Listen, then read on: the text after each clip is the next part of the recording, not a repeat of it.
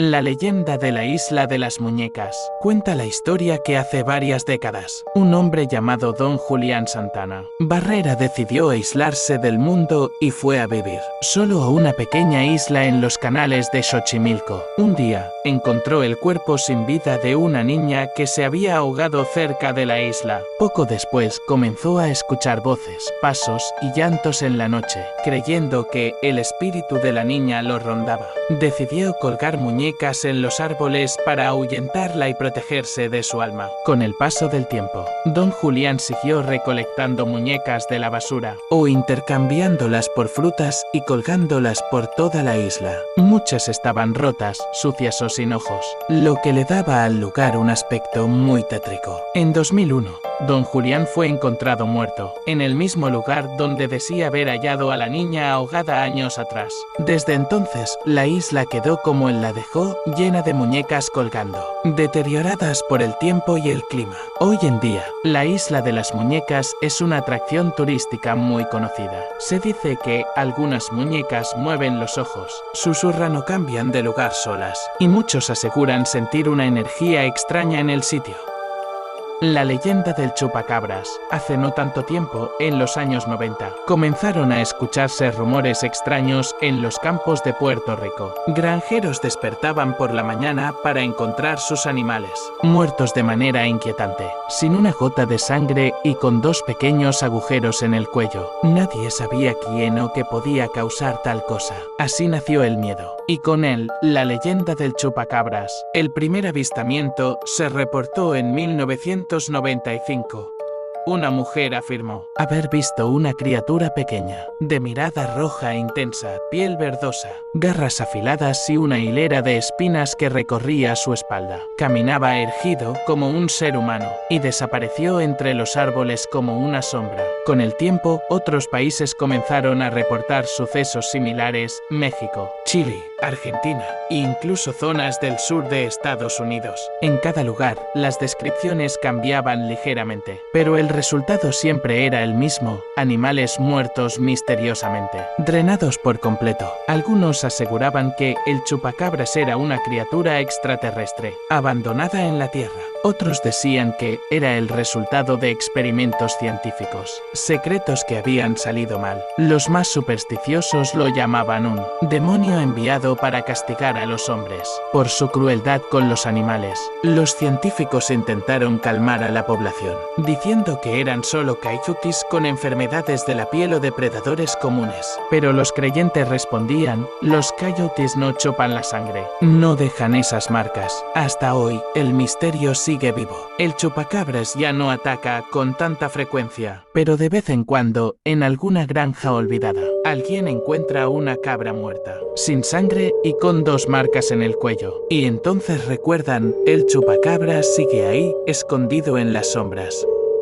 El hombre que vendió el alma de su hijo al diablo. Hace muchos años, en un pequeño pueblo envuelto por bosques espesos y supersticiones antiguas, vivía un hombre llamado Esteban, un campesino pobre, ambicioso y frustrado por su suerte. Aunque trabajaba arduamente la tierra, nunca parecía prosperar. Tenía un hijo pequeño, Tomás, a quien criaba solo desde la muerte de su esposa. Esteban, cansado de la miseria, comenzó a frecuentar a un viejo ermitaño que, según se decía, conocía los caminos oscuros de la brujería. A través de él, Esteban supo de un antiguo ritual para invocar al diablo. Pero no bastaba con ofrecer su propia alma el precio por la riqueza, y el poder duradero debía ser más alto. El alma inocente de su propio hijo.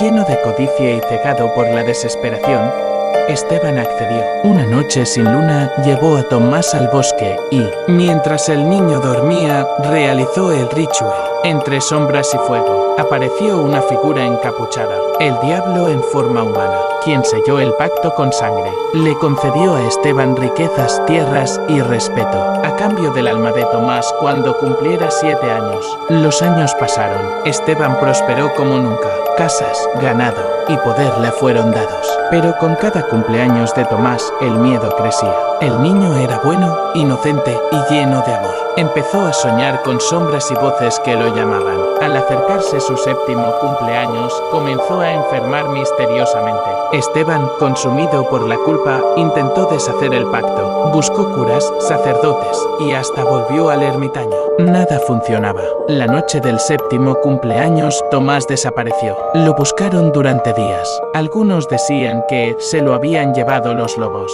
Otros que lo vieron de la mano de un hombre vestido de negro caminando hacia el bosque. Esteban perdió la razón. Fue encontrado años después, murmurando nombres y rezos, afirmando que el diablo le hablaba cada noche. Murió solo, pobre y olvidado, exactamente 7 años después de la desaparición de su hijo. El pueblo aún recuerda la historia, y dicen que, en el bosque, en las noches sin luna, se escucha la risa de un niño, y los pasos de alguien más detrás de él.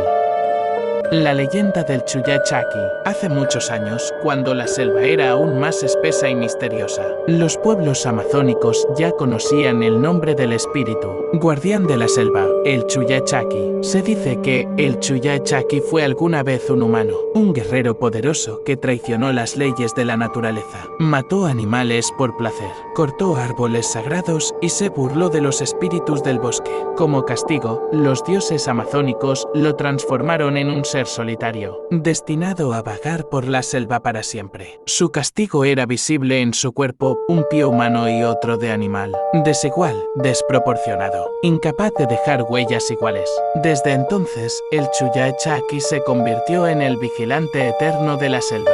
Su figura aparece de repente entre los árboles, tomando la forma de un ser querido para atraer a los viajeros. Muchos dicen haberlo visto como un hermano, un amigo o incluso un niño perdido pidiendo ayuda. Pero quien se atreve a seguirlo, termina perdiéndose en lo más profundo del bosque, para nunca más regresar. Un día, un joven cazador llamado Ishku decidió adentrarse solo en la selva para demostrar su valentía. A pesar de las advertencias de los ancianos, ignoró las señales del peligro, llevaba un arco nuevo y soñaba con cazar el animal más grande para ser reconocido por su tribu. Al tercer día, Ishku escuchó una voz familiar. Era su hermano menor, que había desaparecido años atrás. Emocionado, lo siguió sin pensar, pero mientras corría detrás de él, notó algo extraño. Las huellas que dejaba ese ser no eran iguales. Uno de los pies parecía de venado. Al darse cuenta, Ishku recordó la advertencia de los sabios. Había caído en la trampa del Chuyachaki. El joven retrocedió, pero ya estaba perdido. Por días vagó sin rumbo, oyendo risas entre los árboles y viendo sombras que lo seguían. Exhausto, se arrodilló y pidió perdón a la selva, prometiendo nunca más cazar sin respeto. Entonces, una figura salió entre los árboles. Era el verdadero espíritu del Chuyachaki. No habló, pero con un gesto, lo guió de regreso al sendero. Ishku regresó a su aldea cambiado. Nunca volvió a cazar por ambición, y enseñó a los niños a respetar el bosque, los árboles y los animales, recordando siempre que, en lo profundo de la selva, el Chuyachaki vigila a todos.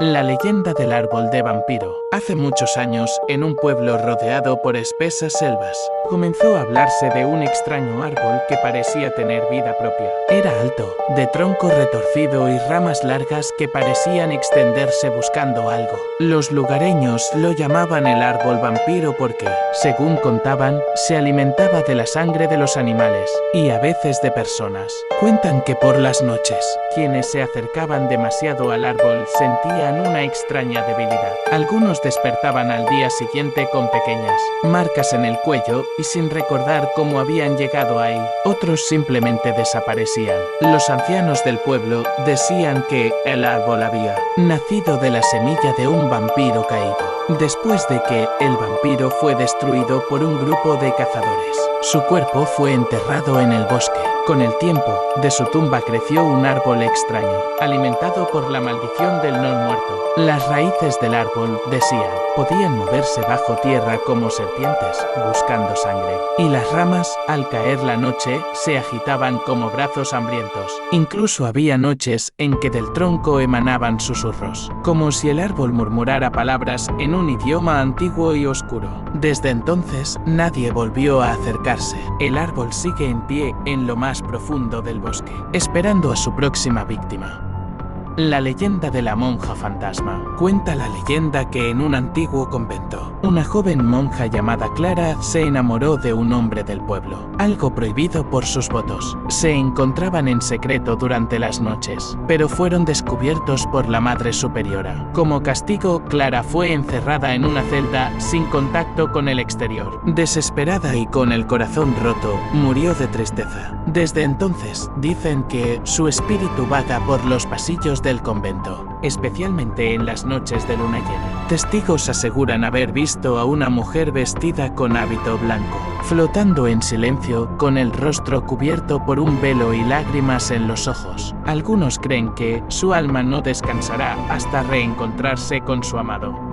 La leyenda del hombre lobo. Cuenta la leyenda que hace siglos, en un pequeño pueblo rodeado de bosques densos y oscuros, vivía un joven llamado Lucien. Era un muchacho solitario, noble y trabajador, pero apartado por la gente del pueblo debido a su misterioso pasado. Nadie sabía exactamente de dónde venía, y su madre había muerto poco después de su llegada. Una noche de luna llena, un terrible aullido rompió el silencio del bosque. Al día siguiente, los aldeanos encontraron el cuerpo destrozado de un granjero. No había señales de robo, solo marcas de garras y dientes enormes. Pronto, más muertes siguieron, siempre durante la luna llena. Los ancianos del pueblo recordaron viejas historias, hablaban de un antiguo mal, de un ser maldito por los dioses o poseído por un demonio, el hombre lobo. Según la leyenda, este ser era un humano que podía transformarse en lobo por maldición, castigo o incluso por contagio tras el ataque de otro hombre lobo. Los aldeanos empezaron a sospechar de Lucien, pues él solía desaparecer en las noches de luna llena. Una noche decidieron seguirlo. Lo vieron entrar en el bosque y, bajo la luz plateada de la luna, lo observaron caer al suelo, retorcerse de dolor y transformarse. Su cuerpo se cubrió de pelo negro, sus manos se convirtieron en garras, y su rostro en el de una bestia salvaje. Era cierto, Lucien era el hombre lobo. Al día siguiente, capturado por los aldeanos, confesó. Había nacido con la maldición. Su padre había sido mordido por un hombre lobo antes de que él naciera, y el mal se transmitió en la sangre. No quería hacer daño, por eso se alejaba del pueblo. Pero la bestia que llevaba dentro era más fuerte que su voluntad. En algunos relatos, Lucien es ejecutado para liberar al pueblo del mal. En otros, logra huir y vaga por los bosques del mundo, buscando una cura que nunca encuentra. Algunos dicen que aún se escucha su aullido en las noches de luna llena, y que la maldición no murió con él, sino que sigue latente, esperando despertar en otro cuerpo, en otro tiempo. Kilómetro 31. Dos hermanos conducen de noche por una carretera poco transitada. Al llegar al kilómetro 31, su auto se apaga sin razón. Afuera, niebla espesa. Al revisar el motor, uno de ellos escucha un susurro. Regresa, regresa. La temperatura baja. Se forma escarcha en el parabrisas. Desde el bosque cercano, aparecen figuras con rostros borrosos como si no tuvieran piel. El hermano que estaba fuera corre al auto, pero el otro ya no está. En su asiento solo queda una mancha negra y huellas que se alejan hacia el bosque.